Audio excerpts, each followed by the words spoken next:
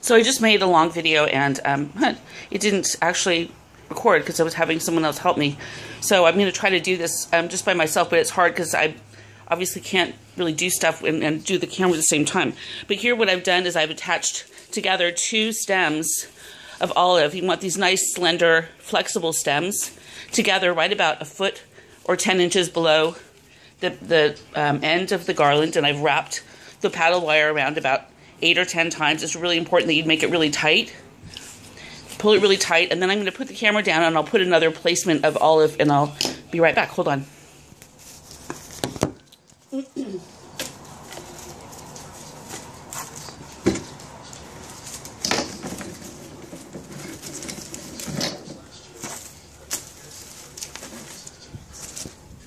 Okay, so now I've put 2 more branches down on top that kind of cover up the place where I wired before.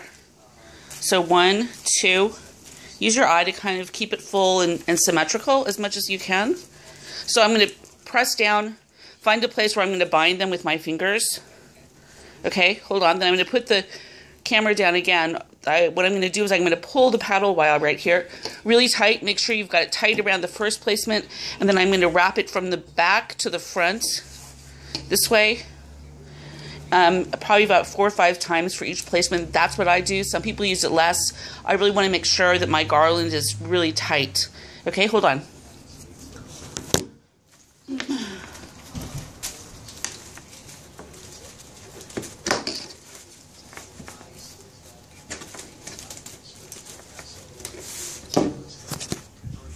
So here I'm wrapping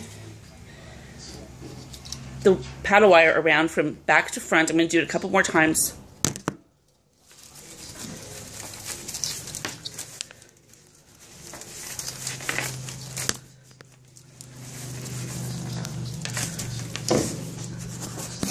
Okay, there. Now I've got those 2 more stems on, and here I've got the extension. This is the key right here. Is you don't want this part of the as you place the stems to be too long, but you want them to be long enough so that they're creating a spine for your garland. That's what makes this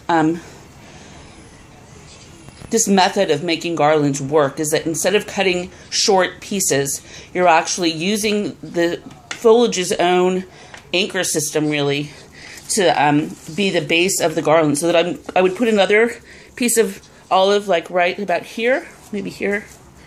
It's hard to get everything in the picture.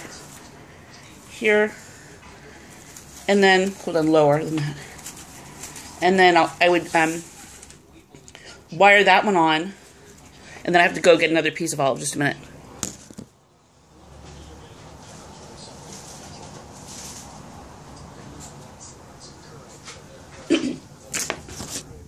So here's an example of a nice, clean, one individual stem of olive right here. I have to get back farther. There. Here's an example of one. As you'll notice, the foliage is often this way. Much shorter pieces that come off a main stem. And this stem, this one, is not very flexible. So this is not ideal. So you'd want to take off these smaller pieces off this heavier stem. But I'm not going to do that right now. So I would place this one down next to this piece. And I will anchor again. Hold on. Right here.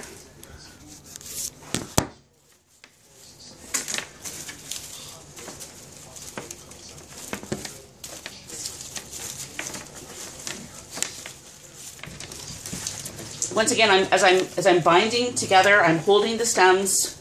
I'm trying to wrap around some of the shorter stems so I'm not catching them up in the in the wire. And I'm going to go from front to back. Back to front, sorry. Again, I do it about 4 times. And pull each time.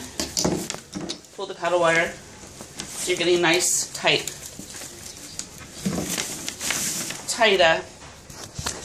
bind. So that's how far I am so far. So I think you should be able to get the idea that you just keep going until you're done.